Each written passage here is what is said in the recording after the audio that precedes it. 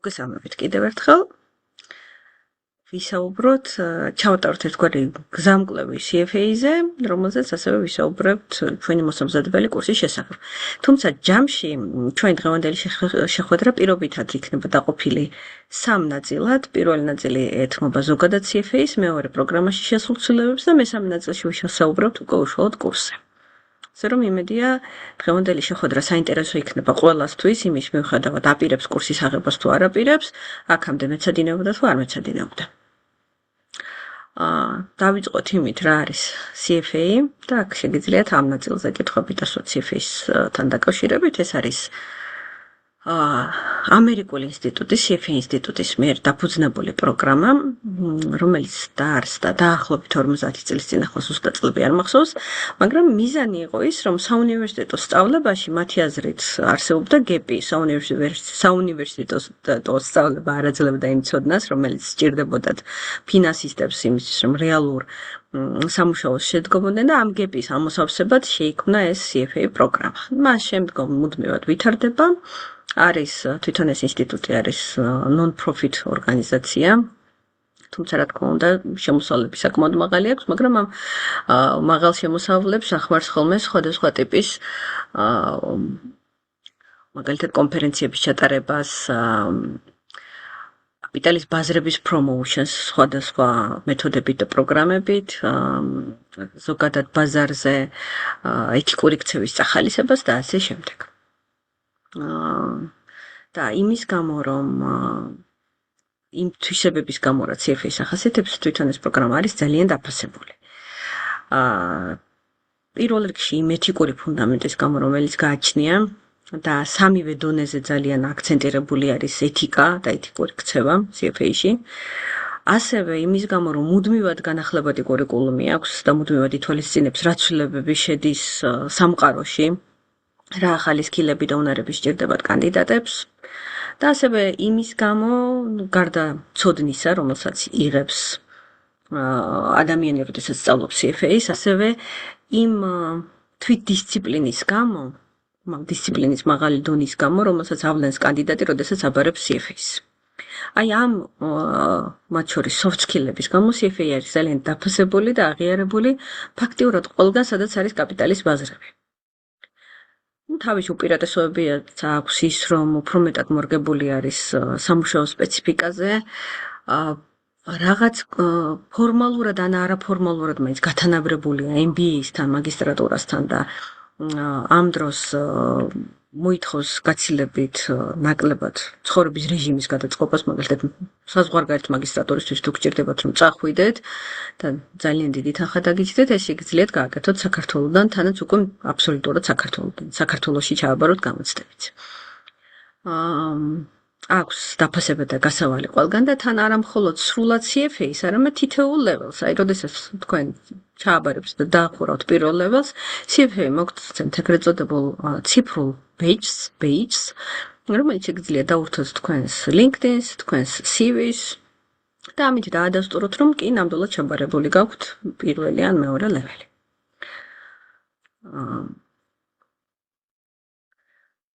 რა არის საჭირო CFA-ს ასახებად?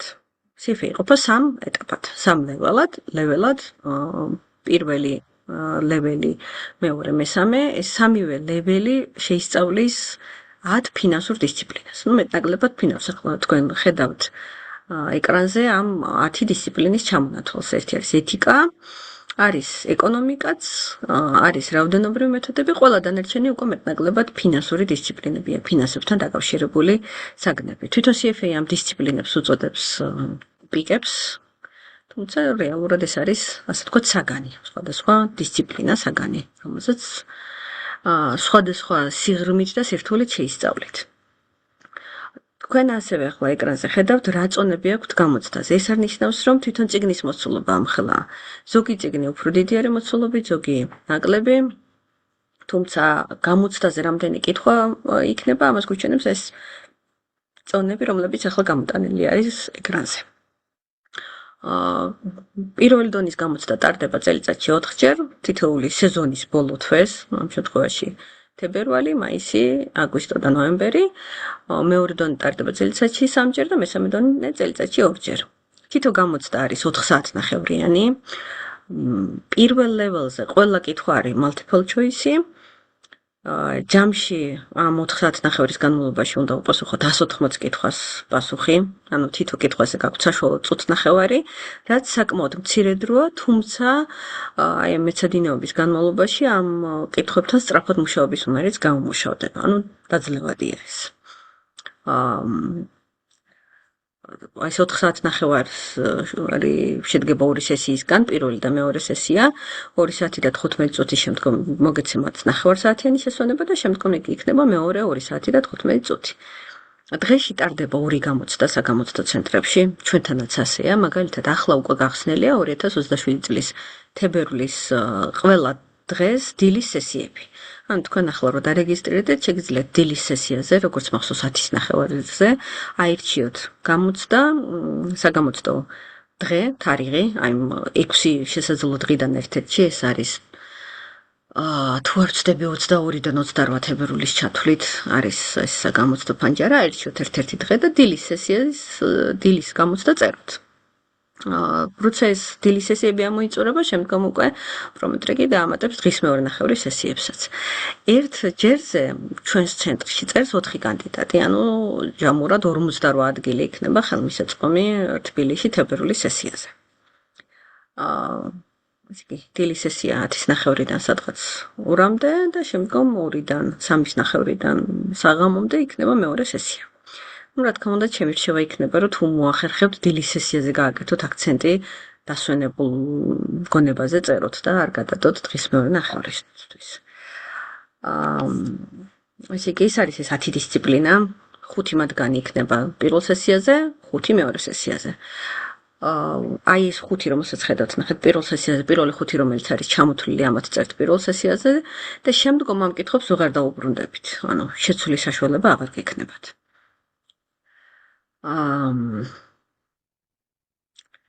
მეორე ლეველზე მაგალითად თითოეული ტოპიკი, მაგალითად ეთიკა შეიძლება პირველ სესიაზეც მოგივიდეთ და მეორეზეც. აქ ასე არ არის, აქ არის გამოყოფილი, რომ რომელი ტოპიკები იქნება პირველ სესიაზე და რომელი მეორე სესიაზე. ანუ შესაბამისად აი 180 კითხვიდან ამ წონის შესაბამისი რაოდენობის კითხვები მოვა გამოცდაზე. აქვე გავარჩიოთ ისიც, რომ ყველაზე დიდი წონით წარმოდგენილი ეთიკა, როგორც ყველაზე მნიშვნელოვანი CFA-ის აზრით, ყველაზე მეტი კითხვა იქნება და ძალიან მნიშვნელოვანია, ამიტომ ეთიკაზე ესე დროის დახარჯვა და კარგად სწავლა.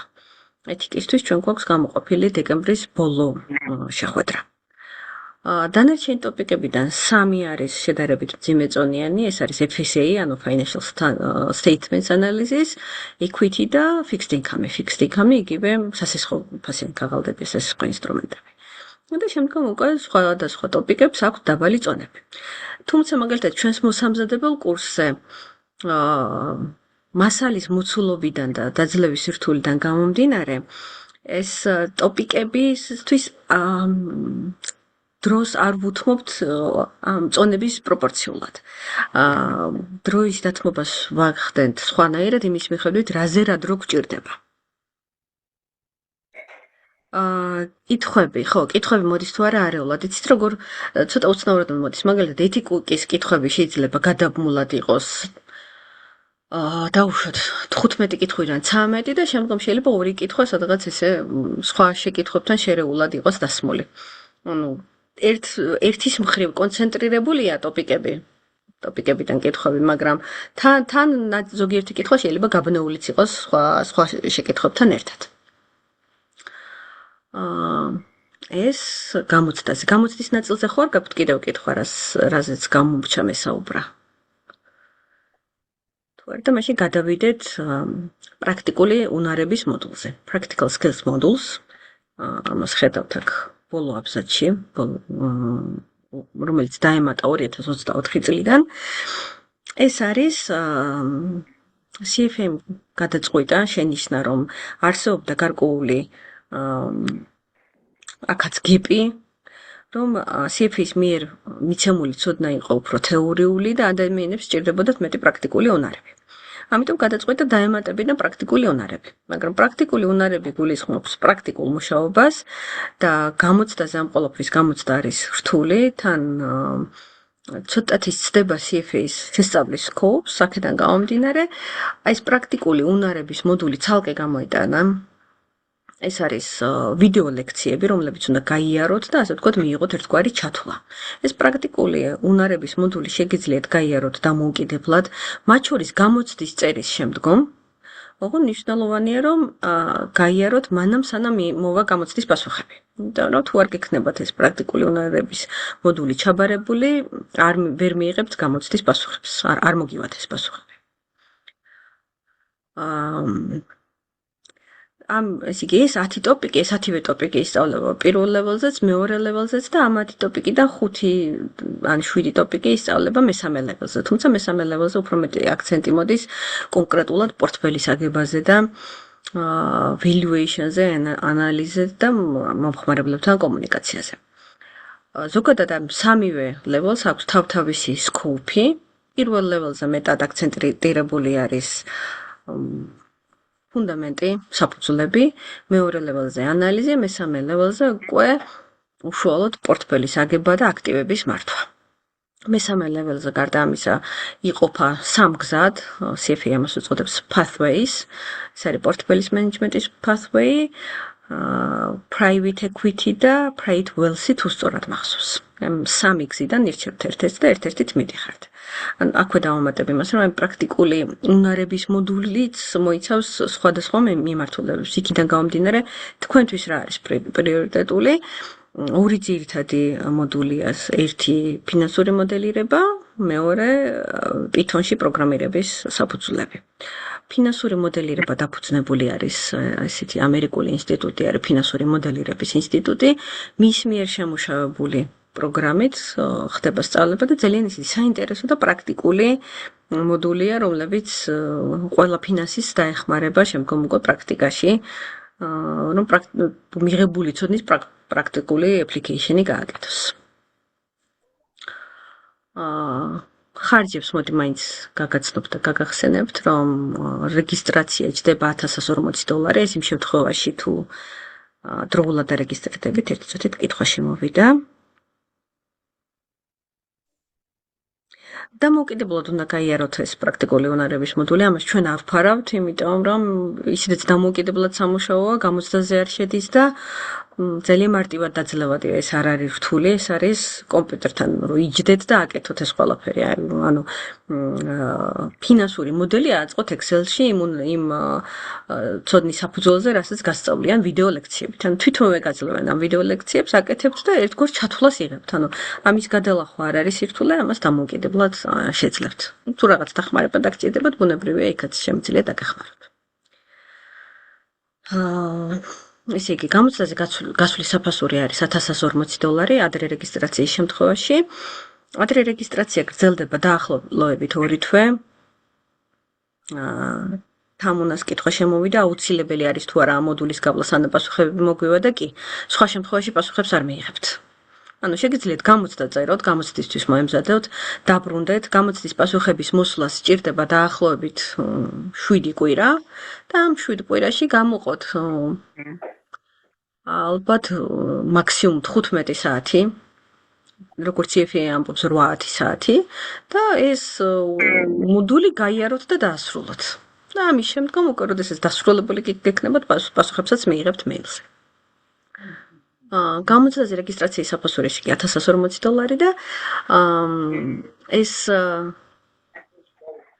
დიახ, რეგისტრაციის შემდგომ მიიღებთ წვდომას აი ამ მოდულებს. ზოგადად კარგი მოდულებია ძალიან, როგორც გითხარით, მინიმუმ ერთ-ერთი ამ ორიდან უნდა გაიაროთ, თუმცა თუ თქვენი სურვილი იქნება, რომ ორივე მოდული დაფაროთ, შეგიძლიათ ორივე მოდული დაფაროთ. ანუ მოდელირებაც და Python-იც თუ გინდათ, კი ბატონო. შემდგომ მეორე ლეველზე ეს ყველაფერი ვრცელდება და ამ მოდულების უფრო advanced ვარიანტები გექნებათ. იქ ორის ნაცვლად 3 პრაქტიკული მოდულია და შეგიძლიათ გააგრძელოთ და იქაც მაგალითად 3-ვე გაიაროთ. ამის საშუალება გაქვთ. ახლა თებერვლის გამოცდისთვის ადრე რეგისტრაცია სრულდება 7 ივლისს. შესაბამისად, ესეც უნდა გაითვალისწინოთ, თუ მეცადინეობთ და აპირებთ რომ თებერვალში გახვიდეთ და გინდათ რომ ეს დამატებითი $350 დაზოგოთ, უნდა დარეგისტრირდეთ 7 ივლისამდე. მათ შორის შეგიძლიათ დარეგისტრირდეთ როგორც ბარათით გადახდით, ასევე ინვოისით გადახდით. ინვოისით გადახდის შემთხვევაში ერთის მხრივ wire transfer-ის დამატებით თანხას იხდით, თუმცა გარკვეულ დროს იგებთ, იმიტომ რომ ინვოისის თანაზღაურებისთვის სადღაც 1 თვემდე ვადა გაქვთ. ანუ რეალურად შეგიძლიათ თქვათ თანხის ხარჯების გადავადების მიზნით 7 ივლისამდე დარეგისტრირდეთ, ოღონდ გადახდის მეთოდად აირჩიოთ ინვოისით გადახდა ანგარიშწორება და შემდგომ 1 თვის ვადაში უკვე ინვოისით გადაიხადოთ და შემდგომ ითვლებით დარეგისტრირებულად. უბრალოდ თანხის ჩარიცხვის და ასახვის შემდგომ გექნებათ წვდომა თვითონ CFA-ის ეკოსისტემაზე. ეკოსისტემა რა არის? როდესაც თქვენ დარეგისტრირდებით cfainstitute.org საიტზე, თქვენ გექნებათ იქ თქვენი საკუთარი ინტერფეისი, თქვენი აკაუნთი, სადაც არის ყველა ის მასალა, საბაზისო პაკეტში არის non-downloadable, ანუ გადმოწერას ვერ შეძლებთ, მაგრამ თვითონ სისტემაში შეძლებთ, რომ ყველაფერი წაიკითხოთ. გარდა ძირითადი მასალის არის ბევრი დამატებითი ტესტები და არის 2 სრული მოგეგზავნა, 2 სრული სიმულაციური გამოცდა. თუმცა გარდა ამ ძირითადი პაკეტისა, CFA ასევე ყიდის დამატებით ფასიან პაკეტს, $300 ეს დამატებით პაკეტი, რომელშიც შედის დამატებით კიდევ ბევრი კითხვა და კიდევ 3 თუ 5 სრული სიმულაციური გამოცდა. სურვილის ამბ შეგიძლიათ რეგისტრაციის მომენტში აიღოთ სრული პაკეტი, თუ სრული გექნებათ, ან მოგვიანებით შეიძინოთ $300. სხვათა შორის დანაზოგი არ გამოგდით იმის მიხედვით, ადრე შეიძინოთ თუ მოგვიანებით დაამატებთ $300. ნებისმიერ შემთხვევაში $300 გაგიძვირდებათ ამ პაკეტის შეძენა. ეს არის ძირითადი წიგნები. თუმცა თუ გადავწყვეტთ, რომ CFA-ის კურიკულუმის ნაცვლად სხვა წიგნებით იმეცადინოთ, შეგიძლიათ ეს წიგნები სხვა პროვაიდერებისგან შეიძინოთ. ეს მათ შორის ყველაზე ცნობილი არის შვეზერი კაპლანისგან, რომელსაც ასევე აქვს სხვადასხვა პაკეტები, დაწყებული საბაზისო პაკეტიდან დასრულებული თავისი ვიდეო ლექციებით. ასევე შეგიძლიათ შეიძინოთ Analyst Prep-თან, ასევე ვიდეო ლექციებით. ვიდეო ლექციები აქვს Mark Meldrum's-აც და აქვს თავისი ტესტები და პაკეტები. კიდევ არის რამდენიმე სხვადასხვა პროვაიდერი, რომლის მასალებითაც შეგიძლიათ ისარგებლოთ, ოღონდ შესაბამის დამატებითი თანხა ღირს.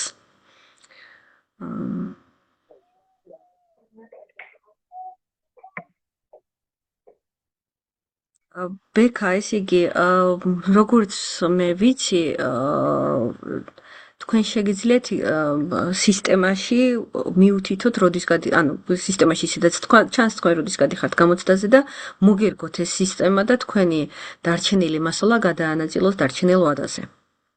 ასეთი საშუალება აქვს. თუმცა ის შეკვეცას თუ ახდენს მასალისა, სიმართლე გითხრათ, არ ვიცი. სისტემაში ასევე დაგვხვდება სხვათა შორის ფინანსური თამაშები, იგივე შეკითხვები თამაშების ფორმით და გირჩევთ, რომ ზოგადად ეს ეკოსისტემა კარგად აითვისოთ და კარგად გამოიყენოთ. სახელმძღვანელოებს, რაც შეეხება მაინც კურიკულუმს, უწევ რეკომენდაციას, ოღონდ აქ მნიშვნელოვანი პოინტია, რომ დრო უნდა გეყოთ. კურიკულუმი არის საკმაოდ მოცულობითი, დაახლოებით 3400 გვერდი. და თუ მოახერხებთ, რომ კურიკულუმი დაძლიათ ჯობია, იმიტომ რომ შეკითხვები არის ძალიან ნიუანსური და შესაძლოა დაგეხმაროთ. თუმცა სხვათა შორის დავამატებ, რომ აი ახლა მეორე ლეველსაც ვასწავლეთ, გვაქვს მეორე ლეველის ნაკადიც და იქ აღმოვაჩინე, რომ ზოგიერთ ტოპიკში შვეზერი გაცილებით უფრო დახვეწილი და სრულია, ვიდრე კურიკულუმი. ანუ მიუხედავად იმისა, რომ შვეზერ ნოუთები არის ცოტა უფრო შეკვეცილი, უფრო სრულად უფრო საინტერესო საკითხები აქვს წამოწეული, ისეთი რაღაცები, რაც არ წერია კურიკულუმში და უფრო სქემატურად აქვს გარჩეული. აქაც თუ თქვენ ახლა ვიფიქრე ერთი წუთით ამ კითხვას კიდევ ბოლომდე უპასუხებ და შემდეგ თუ თქვენ ვერ ასწრებთ კურიკულუმით მეცადინეობას, ბუნებრივია შვეზერი კარგი ალტერნატივაა და ბევრი ადამიანი ვიცი, ვისაც შვეზერით აქვს ჩაბარებული გამოცდები. თუმცა ასევე ბევრი ვიცი, ვინც ჩათვალა, რომ შვეზერი არ იყო და სწორედ კურიკულუმი სჭირდებოდა. ამიტომ მე მაინც კურიკულუმზე გირჩევდით აქცენტის გაკეთებას და შემდგომ უკვე თქვენ შეგიძლიათ შეხედოთ და ნახოთ, ყოფნით თუ არა დრო კურიკულუმის დასაძლევა და ხო არ ჯობია მაშინ შვეზერზე გადასვლა.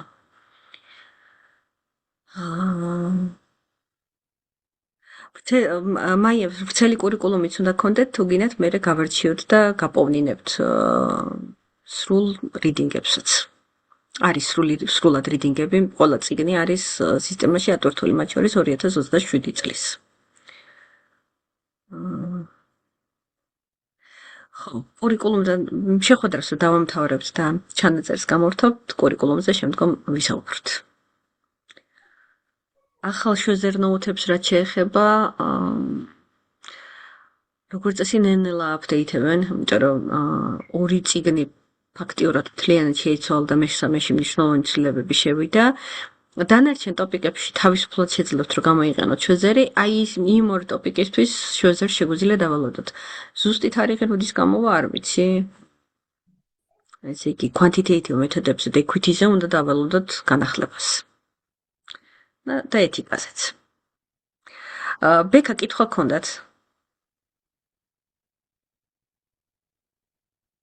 ლავე, მადლობა.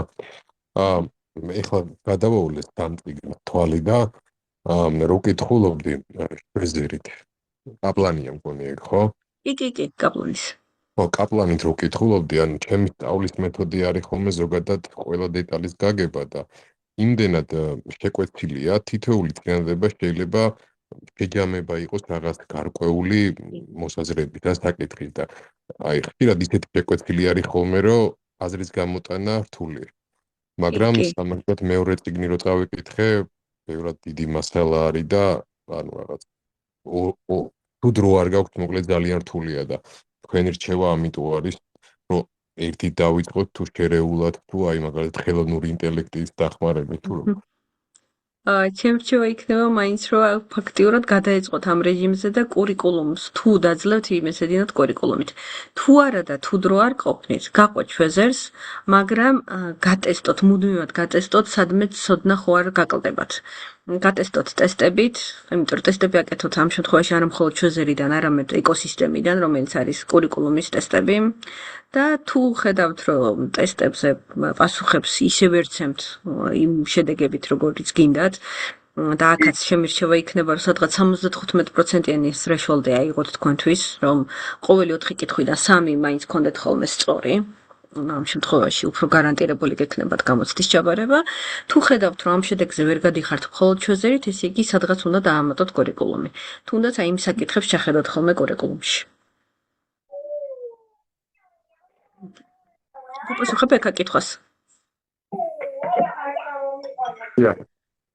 თუ არ გაგუხებთ ერთი კითხვაც მაქვს. კი. ტესტებსაც გადავხედეთ სადღაც, ანუ ეკოსისტემიდან გადავხედე, რა თემით მარო სწავლობთ გადის. კი. ეკოსისტემას გადავხედე და მოკლედ კაპლანს რო კითხულობ, წარმოდგენა და კარგად იგებ, წარმოდგენა გაქვს რომ ყველაფერი იცი, თუმცა კითხვებში მოდის ისეთი საკითხები რომელიც დაფარული არ არის, ან ძალიან ზერელები არის დაფარული. კი, არის ეგეთი, ანუ ძალიან შეიცვალა დაიხვეწა კურიკულუმი, პირველი ლეველის კურიკულუმი იყო ხას გაუსვამ ამ წლების განმავლობაში და მეც დამრჩა შთაბეჭდილება რომ შვეზერს უჭირს წამოეწიოს. თუმცა ისევ და ისევ არიან ადამიანები, ვინც მხოლოდ შვეზერით ჩააბარეს, მათ შორის ჩემი მსმენელებიც არიან ეგეთები. მაგრამ ამის მიუხედავად რისკია შვეზერით გავლა. შეიძლება დაგაკლდეთ რაღაც მნიშვნელოვანი. ეს მომენტი, ეს შთაბეჭდილება არ დამრჩა მეორე ლეველზე ახლა, როდესაც უყურებდი. მეორე ლეველის კურიკულუმი არ არის ისეთი დახვეწილი, როგორც პირველი ლეველის. მეტიც ბევრი რამე აკლდა ისეთი, რაც პირიქით შვეზერში დამხვდა. ამიტომ პირველ ლეველზე ჩემი რჩევა იქნება, რომ თუ მოერევი და თუ დაძლევთ, აქცენტი გააკეთოთ შვეზერზე. კურიკულუმზე, ბოდიშით, ძირითად წიგნებში. ACCA წიგნები მოქვს ჩაბარებული და ზუსტად იგივე არის კაპლანი იქაც, ანუ კაპლანით კლიენტ წიგნს რო წაიკითხავ, აი 60% აიღებ რა, თუ ძალიან ფირმებში არ შეხვალ 60% იგებ დაახლოებით და მეორე წიგნით 90%-აც აიღებ. თავარი. კი, მეორეს მხრივ CFA-ში ისე რთულია რომ ვინაიდან მასალა დიდია, კარგად უნდა გქონდეს ნამიცადინები, რომ წაიღოთ გამოცდამდე მიიტანოთ ეს მთელი ცოდნა. ეს რო გაითვალისწინოთ. დიდი მასალა რეალურად. კი. მოკლედ ერთი კითხვაც მაქვს, ტესტების გაკეთება, როდის ურჩევთ კანდიდატებს, ერთი მთლიანი წლის შემდეგ თუ მაგალითად თითოეული თავის შემდეგ გაკეთებას. თითოეული თავის შემდგომ აუცილებლად, გარდა ამისა, ტოპიკის დასრულების შემდგომაც. მუდმივად. ყველა ანუ თავის გაკეთების შემდგომ ან თვითონ თავის კეთების პროცესშიც, როდესაც ტესტებს აკეთებთ, თქვენ ხვდებით, რამე იყო თუ არა გაუგებარი. ტესტებში ჩანს ხოლმე ეს ძალიან კარგად. ზოგადად შეცდომების არ უნდა გვეშინოდეს, შეცდომა არის ყველაზე კარგი მასწავლებელი, იმიტომ რომ ეს შეცდომა გვეუბნება მე რა ვერ გავიგეთ სწორად და სად უნდა ჩაუღრმავდეთ. ესე იგი, როდესაც ტესტებს აკეთებთ სწავლის პარალელურად ეს გეხმარებათ გაგებაში, როდესაც ტესტებს აკეთებთ ტოპიკის დასრულების შემდგომ გამეორება გამტკიცებაში გეხმარებათ, ამიტომ ორივეს თავისი მიზანი აქვს, ამიტომ გირჩევთ რომ ორივე აკეთოთ. ხა ჩვენთან მაგალითად მოსამზადებელ კურსზე ტესტებს ვარჩევთ, სხვადასხვა შეკითხვებს ვარჩევთ ხოლმე დაფაზე თუ არის რა თქმა უნდა რელევანტური დაფაზე ეკრანზე და შემდეგ და ამის გარდა ყველა ტოპიკის დასრულების შემდგომ კიდევ ტესტირებას ვწერთ.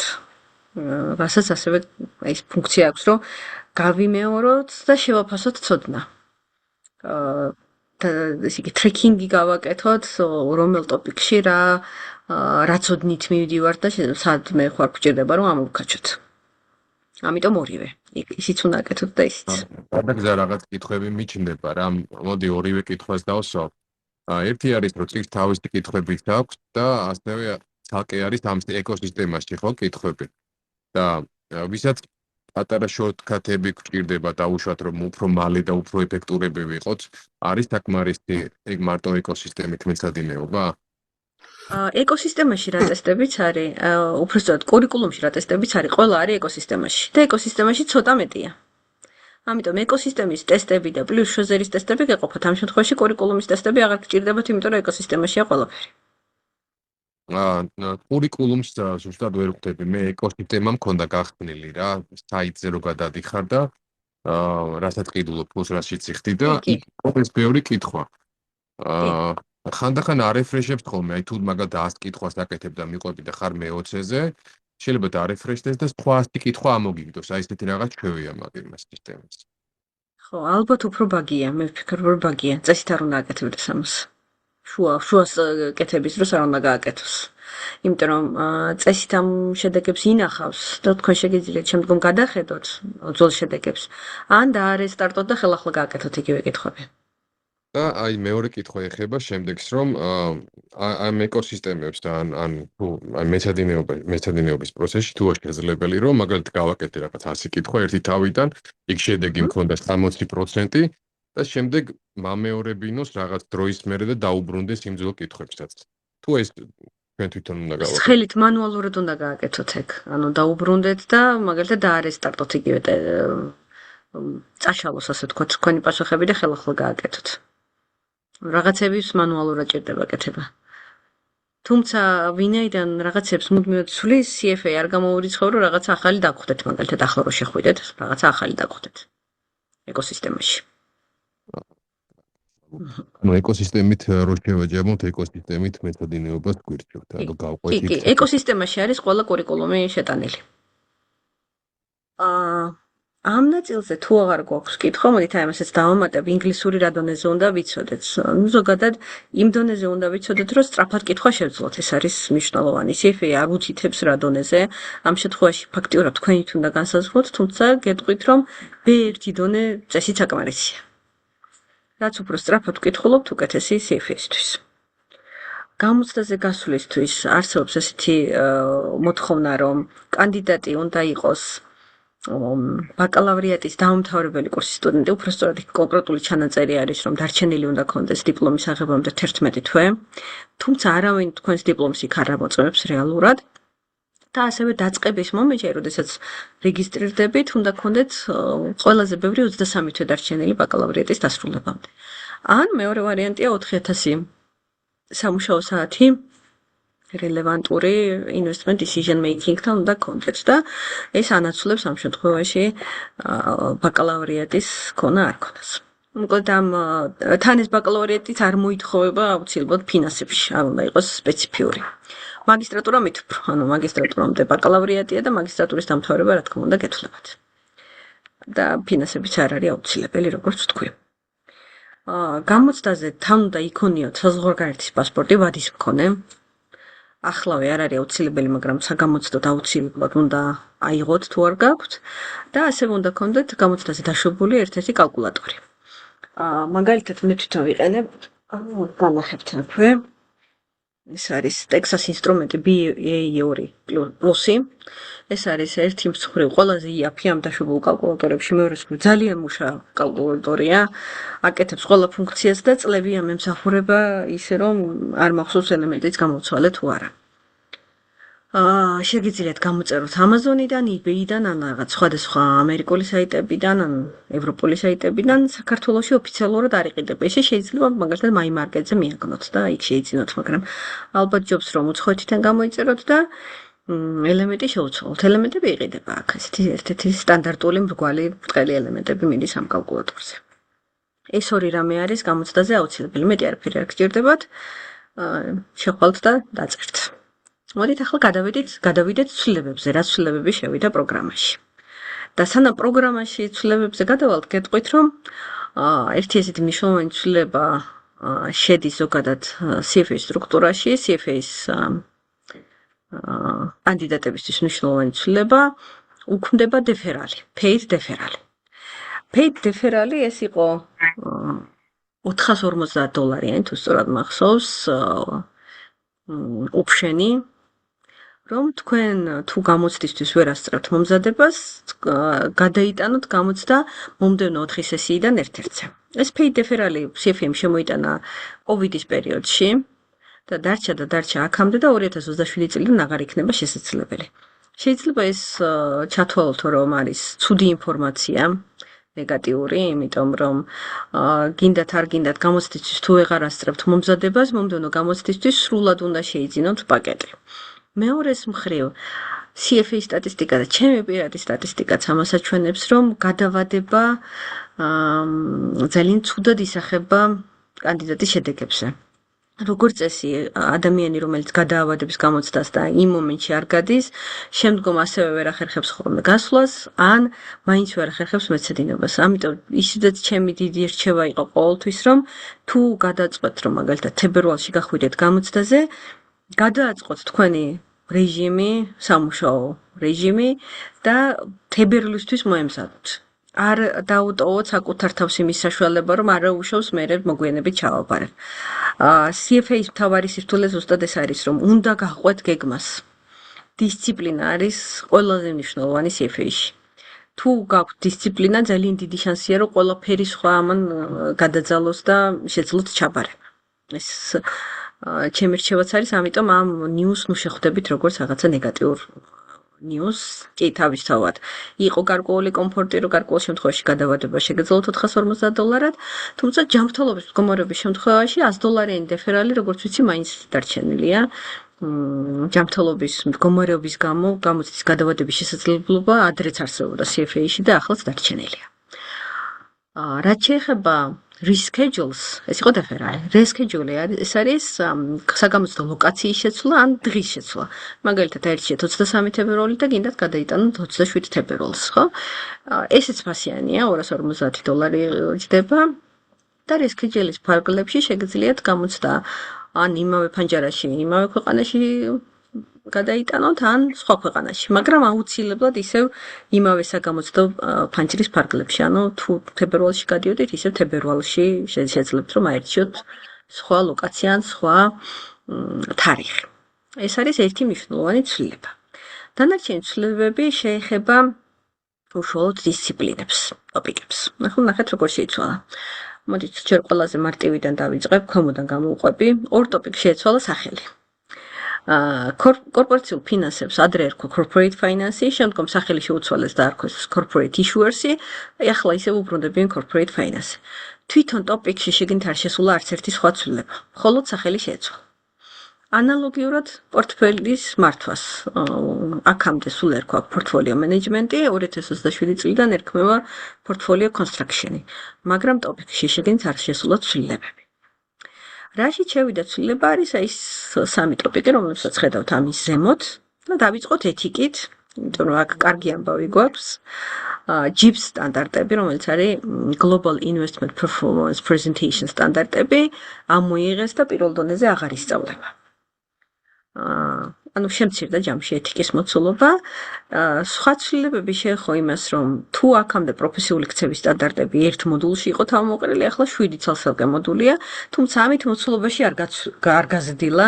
შესაძლოა გადაიხედა კონკრეტული кейსები, რომლებიც დართული აქვს ამ თითოეულ მოდულს, მაგრამ მოცულობაში არ გაზრდილა ესე მცირედ შეიცვალა სტრუქტურა. თუ მაგალითად თქვენ აქამდე ემზადებოდით ან აქამდე გასულ ხართ უკვე გამოცდაზე და ხელახლა გადიხართ 2027 წელს, აი ეს ძველი ცოდნა თამამად გამოვგარგებათ 2027-შიც. უბრალოდ გადახედავთ, მაინც кейსებში ხო არ არის რაიმე ესეთი ცვლილებები შესული. სტანდარტები თვითონ არ შეცვლა. აი ის ორი თემა, რომელიც მნიშვნელოვნად გადაიხედა, ეს არის quantitative მეთოდები და equity. მოდი ახლა გავყვეთ თითოეულს. Quantitative მეთოდებში ან რაოდენობრივ მეთოდებში აქამდეც იყო 11 reading-ი, 11 მოდული. ისევ 11-ია, ოღონდ სხვა 11-ია. ანუ ერთის მხრივ სხვა 11-ია, მაგრამ თუ თქვენ აქამდე მეცადინებოდით, მაგალითად ისევ და ისევ გასული იყავით აქამდე გამოცდაზე და ახლა 2027-ში გადიხართ, თქვენი ძველი ცოდნა გამოგადგებათ. იმიტომ რომ თვითონ ცოდნის არეალი რჩება ისევ იგივე. ანუ ისევ შეისწავლება return-ის კონცეფციები, ფულის დროითი ღირებულების კონცეფციები, სტატისტიკური კონცეფციები, ჰიპოთეზის ტესტირება, რეგრესიის ანალიზი, big data. ანუ ისევ ამათ ირგვლივ ტრიალებს და სიმულაციები. მაგრამ ყველა ეს თემა ხელახლა დაიწერა და შეიცვალა წონები. ანუ თუ მაგალითად მანამდე მეტი აქცენტი მოდიოდა თეორიულ გარკვეული საკითხის თეორიულად ახსნაზე, რაღაც შემცირდა, რაღაცა სხვა გაიზარდა. მაგალითად გაიზარდა და უფრო მეტი წონით არის შემოსავლიანობების განგარიშებები, return-ების განგარიშებები, პორტფელის მათემატიკა, როგორც არის პორტფელის return-ი და მისი რისკი. ასევე ბუნებრივია გადაიხედა big data და ზოგადად data science-ი. იმიტომ რომ ამ 3 წელიწადში ისეთი მნიშვნელოვანი ცვლილებები მოხდა და გასათვალისწინებელი იყო ამ ყველაფერში. კიდევ მეტად გაიშალა სიმულაციები და ეს მონტე-კარლო სიმულაცია იქნება თუ bootstrapping-ი თუ სხვადასხვა მეთოდები უფრო დეტალურად არის ჩაშლილი. და დაემატა სხვადასხვა სტატისტიკური კონცეფციები და distribution-ები, სტატისტიკური განაწილებები. ამის გამო თუ ადრე distribution-ების საკითხები ცალკე პრერეკვიზიტებად იყო გატანილი და აღარ ისწავლებოდა, ფაქტიურად რაღაცები დაბრუნდა ისევ კურიკულუმში. თუმცა ისევ 11 თემაა და მოცულობაში იმდენად დიდი სხვაობა არ არის, რამდენადაც სტრუქტურულად შეიცვალა და ზოგიერთი საკითხი უფრო მეტად გაიშალა, ზოგიერთზე უფრო ნაკლები აქცენტი კეთდება და ცდილობენ რომ მეტად მოახდინონ აქცენტირება practical applications, practical ცოდნაზე. ასევე ეკოსისტემაში დაემატა ინტერაქციული გაკვეთილები. რა ფორმით არის ეს ინტერაქციული გაკვეთილები გულახდილად მეც არ ვიცი ჯერ. ეს უნდა ვნახოთ შემდგომ რა ფორმით დაემატა. ამას თავისი სახელი აქვს, ერთი წუთით გავიხსენო რა ერქვა ამ ინტერაქციულ გაკვეთილებს. Equation Explorers. ასე ამბობს თვითონ CFA. CFA-ის გვერდზე წერია ამ ცვლილების შესახებ. ანუ თუ თქვენ აქამდე რაოდენობრივი მეთოდები დაფარული ქონდათ ძველი კურიკულუმით,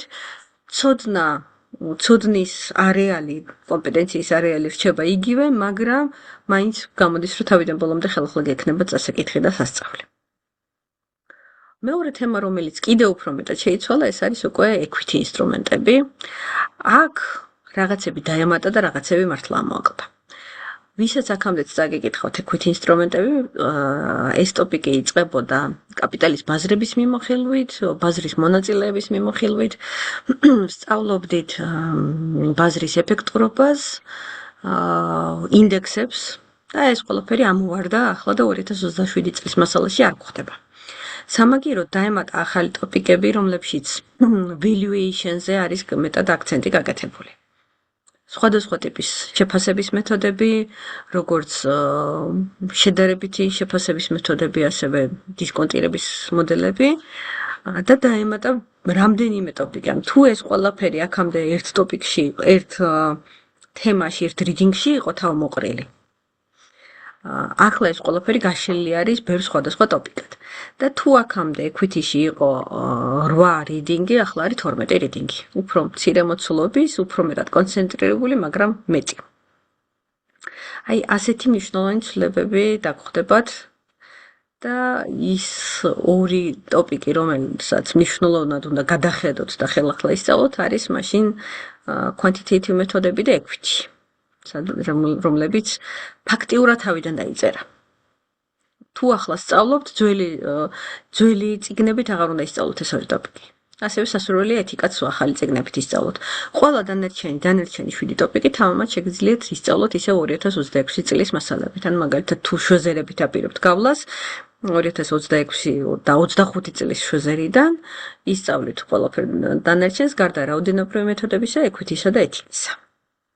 ამ ნაწილში თუ გაქვთ კითხვებით და იმიტომ რომ ამით ძირითად შესავალს მორჩები და მე უკვე კურსზე უშუალოდ ჩვენს მოსამზადებელ კურსზე გადავალ. მე პირველად თქვენს კითხვებს. პირველად თქვენს 3 წლის წინ შეხვდით და მაშინდელი წიგნები მოგს და მსგავსი ცვლილებები ხდება ხოლმე ეს. ესე იგი 2024-ში შევიდა პირველად ბოლო ხანებში მნიშვნელოვანი ცვლილება მასალაში შევიდა 2024 წელს. 24-ის შემდგომ შევიდა ძალიან მინიმალური ცვლილება ეთიკაში. 25-დან 26-მდე საერთოდ არც ერთი ცვლილება არ შესულა და აი 26-ში გადაიხედა 3 თემა ფაქტიურად, 2 თემა მთლიანად და 1 ნაწილობრივ გადაიხედა. ზოგადად CFA ამისას ვთქვათ უფლებას იტოვებს, რომ ყოველწლიურად გადახედოს კურიკულუმს. გადახედვა ამ შემთხვევაში ხდება ყველაზე ბევრი წელიწადში ერთხელ და ეს გადახედვა, ეს ცვლილებები, რომლებიც ახლა შევიდა 2027 წლის ბოლომდე სულ ცოტა იქნება ძალაში. ანუ ამ კურიკულუმით ისწავლიან კანდიდატები როგორც 2027 წლის თებერვლის, ასევე ნოემბრის გამოცდისთვის. თუმცა 28 წლისთვის ისევ შეიძლება რაღაც შეიცვალოს. დიდი მადლობა.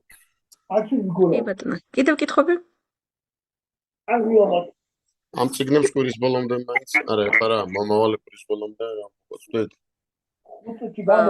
კი. მალე. ჯგუფში თუ ხართ ძალიან მალე იქნება. ოღონდ მხოლოდ კურიკულუმები. ხო, შეგვიძლია PDF-ი რა. კი, კურიკულუმის PDF-ები. კი ბატონო. კიდევ კითხვები? მე მაქვს კითხვა. თემების გავლას როგორ გვირჩევთ? აი როგორც არის წიგნში თქვა 10 თემა, მაგას მივყვეთ თუ პირობითად დავიწყოთ იმ თემებით, რომელსაც უფრო მეტი წონა აქვს. აი როგორ მივყვეთ? ნახეთ, ზოგიერთი ტოპიკი არის ხოში პრერეკვიზიტი. უფრო გეტყოდით, რომ რაოდენობრივი მეთოდებია ხოში პრერეკვიზიტები. ამიტომ რაოდენობრივი მეთოდები სხვებზე მეტნაკლებად ადრე უნდა ისწავლოთ. სხვა მხრივ ეკონომიკა თავისუფლად შეგიძლიათ ბოლოსთვის მოიტოვოთ, ბევრს არაფერს გააფუჭებს, კორპორაციული ფინანსებით და ანუ ალტერნატიული დერივატივები ისედაც ბოლოსკენ უნდა გაიაროთ, როდესაც სხვა ტოპიკები მეტნაკლებად გავლილი გაქვთ, სულ ცოტა equity და fixed income-ი. ამიტომ შეგიძლიათ კი რომ თქვათ დაიწყოთ ეთიკით და ბოლოში კიდევ ერთხელ გადახედოთ ეთიკას. ესეც შეგიძლიათ, ან ეთიკა მოიტოვოთ ბოლოსთვის, რომ ყველაზე ახალი ცოდნით მიიტანოთ გამოცდაზე, მაგრამ ეთიკისთვის დაიტოვოთ სულ ცოტა 2 კვირა. იმიტომ რომ თვითონ ეთიკა იმდენად ბევრი წასაკითხი არ არის, რამდენადაც მისი кейსები არის ძალიან ბევრი. და кейსები უნდა გაარჩიოთ ყველა. მიუხედავად იმისა, საიდან ისწავლით კურიკულუმი და თუ შვეზერიდან, ყველა кейსი უნდა გაარჩიოთ კურიკულუმიდან, ეს იქნება ჩემი ძალიან დიდი რჩევა. ამ რჩევას ვაძლევ ხოლმე ყველას ჩემს მსმენელსაც. იმიტომ რომ ეთიკის შესწავლა кейსების გარჩევის გარეშე შეუძლებელია. იქ ჩანს ნიუანსები, რა იგულისხმება ხოლმე კონკრეტულ სტანდარტში. დანარჩენი კი შეგიძლიათ, რომ მაგალითად, აი ვთქვათ, ფინანსური financial statements ანალიზით დაიწყოთ, მით უმეტეს რომ თუ ვინმეს გაქვთ ACC გავლილი ეს ძალიან ნაცნობი თემები იქნება. და მიაყოლოთ რატომაც არა რაოდენობრივი მეთოდები, equity და fixed income-ები და მე დაფაროთ სხვა დანარჩენი. ანი ჩანაწერს აუცილებლად გავაზიარებ კი, მათ შორის ჯგუფშიც დავდებ.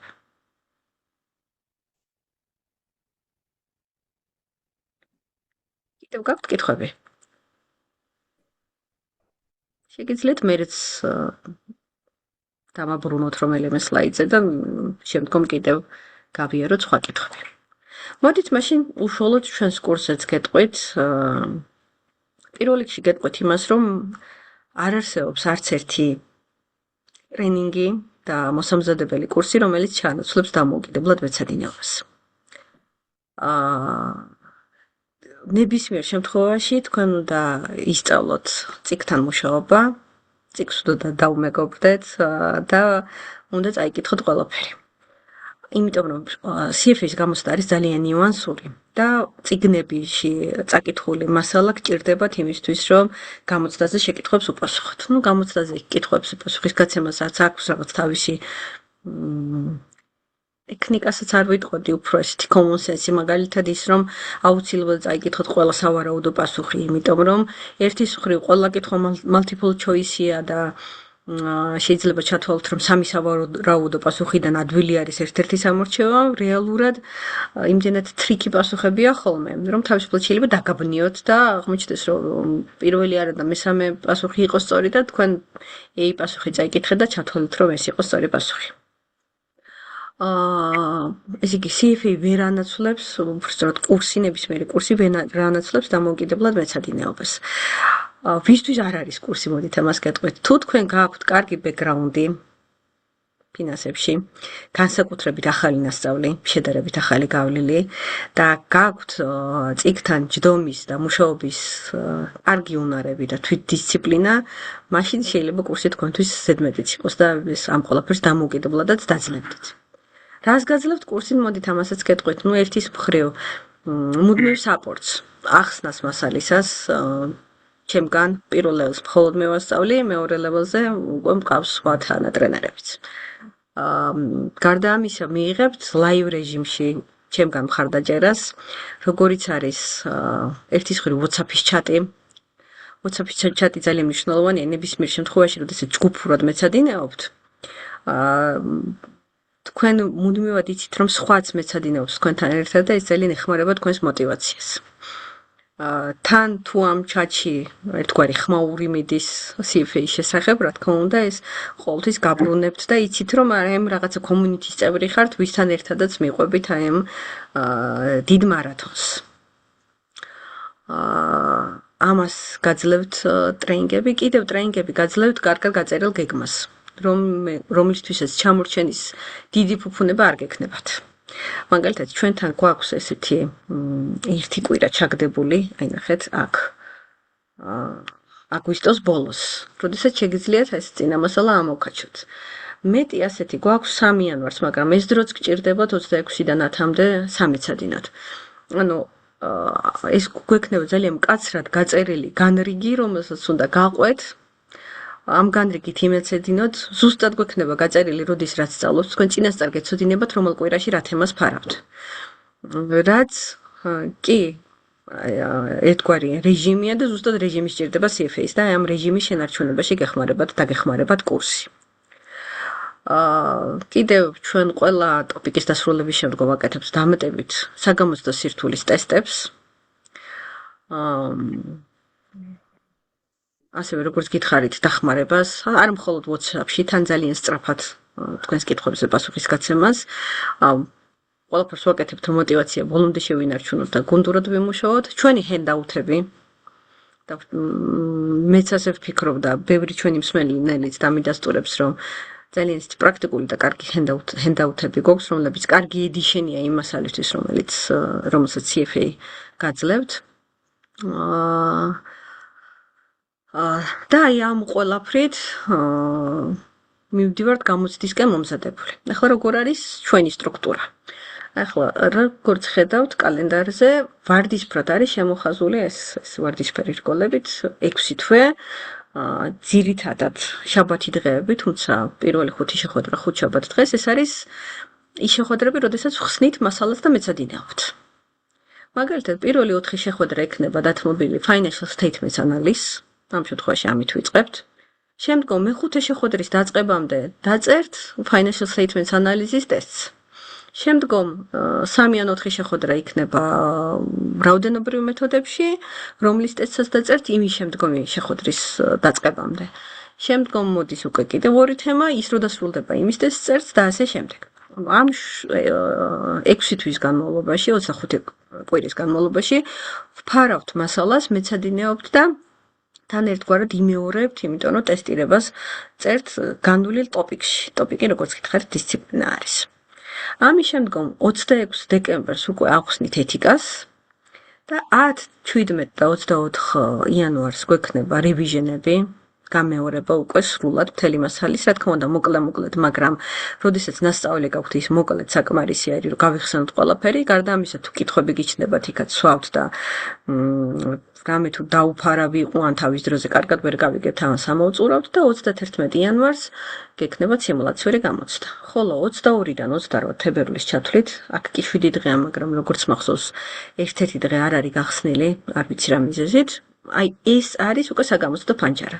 ანუ პირველი 2 ივლისიდან 26 დეკემბრამდე ვსწავლობთ, იანვარში ჩემთან ერთად იმეორებთ და კიდევ თებერვლის 3 კვირა გექნებათ გამეორებისთვის. ეს არის ჩვენი მასალის აწყობა. ეს არის ჩემი აზრით საუკეთესო ჩემთვის და ჩემი აზრით ესეთი ყველაზე ოპტიმალურად აწყობილი გეგმა. თუმცა დარწმუნებული ვარ, რომ რამდენი ტრენერიც არსებობს, იმდენი საუკეთესო გეგმა არსებობს face-თვის მომზადების. მე თვითონ 7 და 8 თვის ვანდამებდი ხოლმე თითო ლეველისთვის მეცადინეობას და იგივე პრინციპით მაქვს ჩემთანაც აწყობილი. პირველი 5 შეხვედრა იმიტომ გვაქვს 5 შაბათს, რომ ოვერლაპი გვაქვს დანარჩენ ტრენინგებთან, პირველ და მეორე ლეველთან და შესაბამისად შაბათ და კვირას ვერ ჩავსვი. ეს იქნება საღამოს საათებში, საღამოს 7 საათზე, 7-დან 10 საათამდე. და შემდგომ უკვე შაბათობით გვექნება საორიენტაციოდ 4 ან 5 საათზე. ზუსტად დავაზუსტებ. იმისთვის რომ შედარებით უფრო კარგ აუდიტორიას ეცალა ამ საათებში და ამიტომ შაბათს 4 ან 5 საათზე გვექნება ხოლმე შეხვედრები. კვირაში ერთი დღე და კვირაში ერთი დღე და არა 2, იმიტომ რომ ჩაგდება არ უყვარს ამ ყველაფერს, ძალიან სასურველია რომ დაესწროთ აბსოლუტურად ყველა შეხვედრას. რაც დიდი კომიტმენტია და ამ დიდ კომიტმენტზე ჩვენ რო კიდე დავამატორებთ, რომ შუა კვირაში ქონდეს სტაბილურად შეხვედრები, ამ კომიტმენტს კიდევ უფრო გასდიდა. თუმცა პრაქტიკა იმასაც გვიჩვენებს, რომ ხანდახან 3 საათი და 3 საათი ნახევარიც არ ყოფნის ხოლმე მასალის ასახსნელად. ამ შემთხვევაში იმისთვის რომ bulk sticking-ი გავაკეთოთ, ჩვენ არ ვამთავრებთ იმ დღეს მასალას და დამატებით ვნიშნავთ შუა კვირაში არასამუშაო საათებში დამატებით შეხვედრას. ესეთი პრაქტიკა დაგვიმკვიდრდა ამ წლების განმავლობაში და ახლაც მიმაჩნია, რომ სწორი ესეა. ანუ შევწყვიტოთ იქამდე, სადამდეც კარგად ავხსენით და გავიგეთ, შემდგომ უკვე გონება აღარ მუშაობს ისე, რომ დანარჩენი მასალა ავითვისოთ და თუნდაც 1 საათისთვის შევხვდეთ დამატებით და ის დარჩენილი მასალა უკვე შუა კვირაში დამატებით ავხსნეთ. ასეთი აგებულების არის ჩვენი კურსი. ამ ნაწილზე ან წინა ნაწილებზე ხომ არ გაქვთ კითხვები, რაზეც შემიძლია რომ გიპასუხოთ.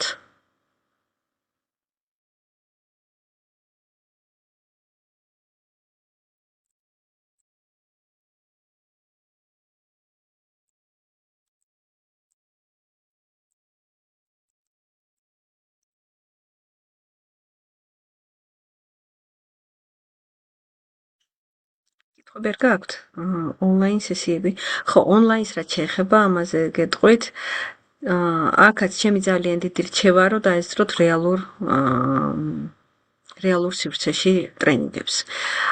ძალიან ვცდილობ, რომ არ ჩავატარო დამატებითი მეორე ჯგუფი, ონლაინ ჯგუფი და ყველა დავარწმუნო, ვისაც კურსის აღება უნდა, რომ დაესწრონ რეალურ სივრცეში, იმიტომ რომ გქონდა ჩვენ უკვე გამოცდილება, მაშინ EY-ში ვკითხულობდი ტრენინგებს, კოვიდის პერიოდში მოგვიწია გადავსულიყავით ონლაინ და საკმაოდ დაეცა ეფექტურობა.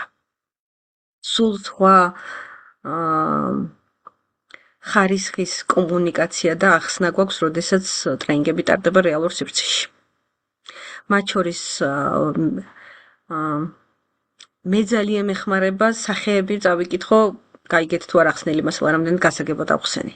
ხო, კითხვის დასმა და არ დასმა არ არის ხოლმე საკმარისი იმაში დასარწმუნებლად მოხდა თუ არა მასალის სრულად კარგად გადმოცემა და ახსნა. ამიტომ ძალიან ვცდილობ, რომ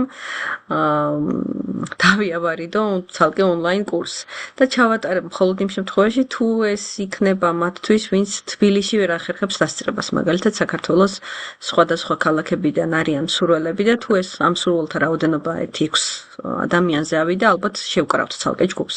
მაგრამ ისევ და ისევ ჩემი რჩევა იქნება, რომ თუ თბილისში ხართ და კურსის აღება გინდათ, დაესწროთ რეალურ კურსს რეალურ სივრცეში.